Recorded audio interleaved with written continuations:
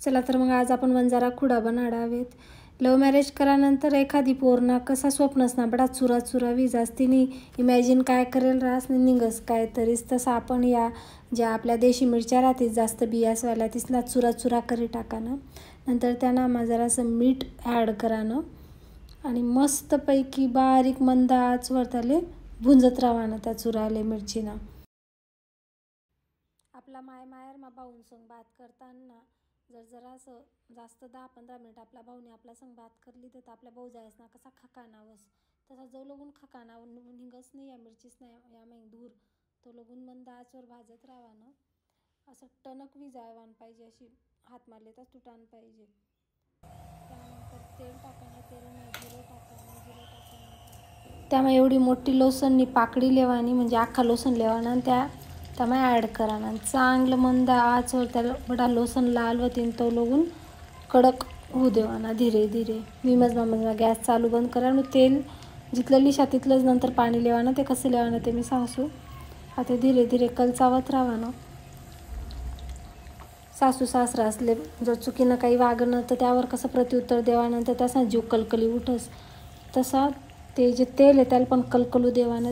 अशा पद्धतीतून याले भाजानं की ते हात मारल्यानंतर असं लगेच तुटान पाहिजे, वातडीने रावान पाहिजे ती मिरची. धीरे धीरे जास्त बयाडानं नाही, त्यामुळे गॅस चालू बंद ठेवानं. त्यानंतर आता एक रुमाल लेवाना, तो रुमाल आपला नाकले बांधाना. सासूले बलाडानं, नंदासले बलाडानं किचनमा आणि तिसले म्हणा बठा तिसले रुमालने देवानं. त्यानंतर आहे तेल असं कडक व्हावानंतर गरम गरम गॅस बंद कराना आणि या चमचीवरी हालाई देवानं. समाईसन मस्तपैकी धीरेच उचलानं आणि सासूनं नणीनं आंघोळ टाकानं. नाही बरं मजाक करानं धरानं आणि जे आपण वंजारी खुडा बनायले शेकेले त्यांना मग गरम गरम हाई वतीसन सासूले नणीनले चांगला खकाना देवाना. अजिबात फॅन बिन लावान नाही, दरवाजा उघडान नाही, ठीक आहे. बाकी पुढली रिस्क तुमलेले नाही. त्यानंतर जिथलं आपण तेल लिहिन तर तिथलंच आपण पाणी लेणं आहे. पाणी जरा असं कोमट करले नाही. कोमट करानंतर आहे पाणीसुद्धा तो जो वंजारा खुडा आहे त्यांना मग ॲड करानं.